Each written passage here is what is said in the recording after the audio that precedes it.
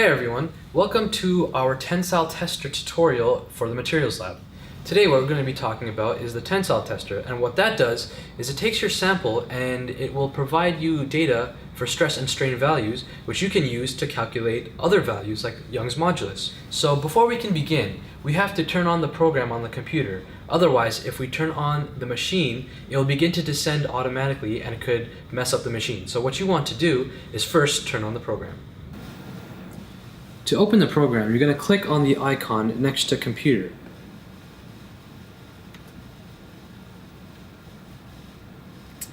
Next, you're going to press any key to continue, or you can just click the screen. And then you're going to click on continue program.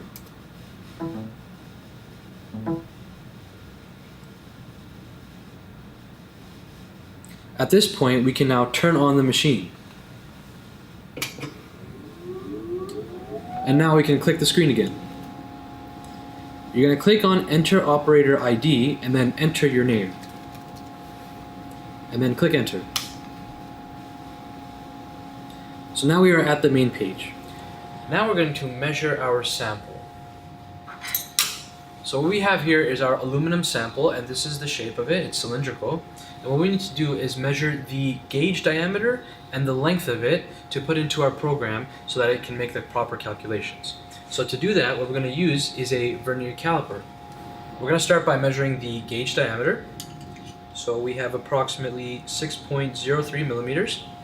Okay. Then we're going to measure our length, which will be approximately 210 millimeters. Yeah, 210.01 millimeters. Okay, so now at this point what we're going to do is we are going to mark the gauge area on our sample. Over here we already have a preset vernier caliper that's set to 50 millimeters, and what we're going to do is place it on our sample as centered as possible and make two markings to basically mark our gauge area. So if the breaking point on our sample is anywhere outside of this gauge area, then it's not a good sample. So I'm going to take a Sharpie. So remember to keep it as centered as possible onto the sample, and then just make your two markings at the edges of the caliper.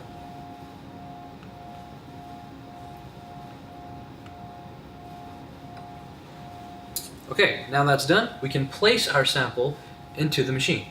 First, open the doors, and then open the clamps by pulling them towards you, and then place the bottom of the sample into the clamps, but put it at an angle, not just straight, at an angle, so that we can approximate the head of the clamp and then use manual move to bring it up and down so that we can get it perfectly in place.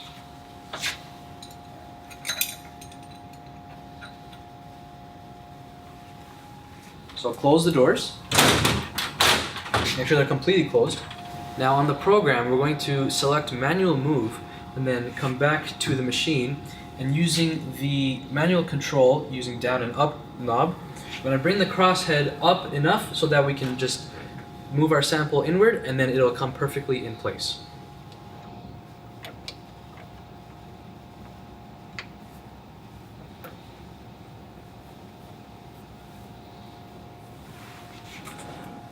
So now that our sample is in place, we're going to return to the main menu. And now we're going to click on Run Test. From here we're going to input our test specimen data, so all the parameters that we measured using the vernier calipers. So click on Test Specimen Data. For test number, we're going to maintain present setting, so just click on that. Our sample is a solid round sample, so we're going to click on that. Now for our diameter, we measured 6.03 millimeters. So we're going to click on Input New Specimen Diameter and type in 6.03 millimeters and click Enter. For the specimen length, it appears that the length is the same as what we measured, so we're just going to click Maintain Present Setting. Now we're going to continue test setup, so click on that. At this point, we're going to be placing our extensometer onto the sample. The extensometer is this little green device over here that'll allow us to calculate the deformation that occurs on our sample. So all you have to do to place it is just keep it on your hand like this, So as you press onto it, it opens, and then you can just place the sample right in between the prongs. Remember to keep the extensometer as centered as possible onto your sample. Now at this point, we're going to remove the pin that keeps the two prongs connected, but be very careful that you don't make the extensometer fall off your sample. So do it very slowly. And now we can actually get to running the test. Now that the extensometer is placed on our sample, we're going to click continue. Click continue again. At this point, we're going to click apply specimen preload. What this does, it essentially ensures us that our sample is secured tightly in the clamps of the machine. So click on apply specimen preload. Click continue. And then click preload test specimen. Once that's done, you can click up key to continue or just click continue. Now we're going to continue the test setup, so click on that. Click up key to continue or just click on continue. Now at this point, when you click start the test will run, so now our data is going to be collected.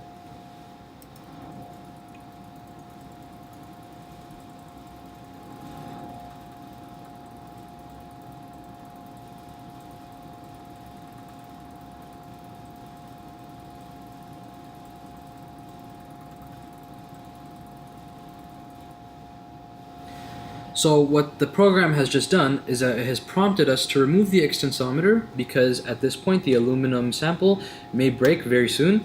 So to keep the extensometer from being damaged, we're going to remove it now.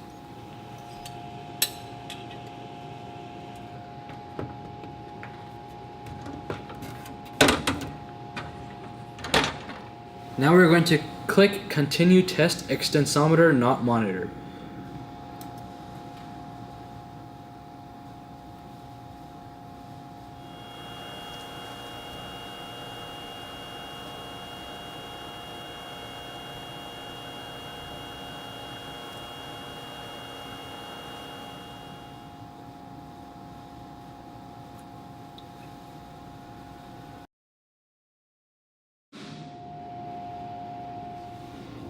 So now that our specimen has been broken, the test has been completed.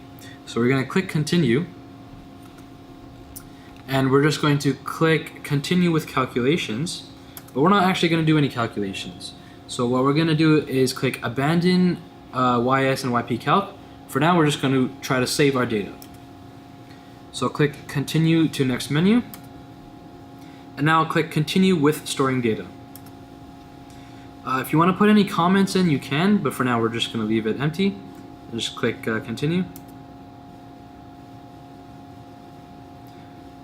So now that our data has been saved, we're going to click copy file to C archive.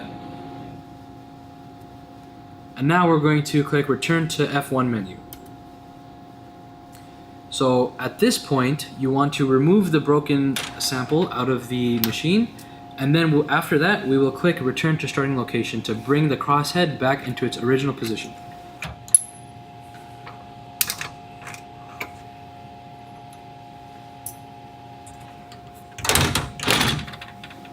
Now that the sample has been removed, we will click return to starting location. Click continue.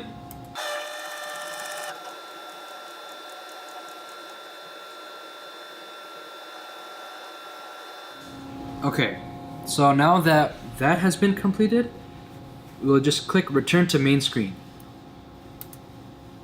And that is the end of running the tensile test. At this point, we want to hit the off button on the machine before actually exiting out of the program, otherwise the crosshead will descend again. So hit the off button.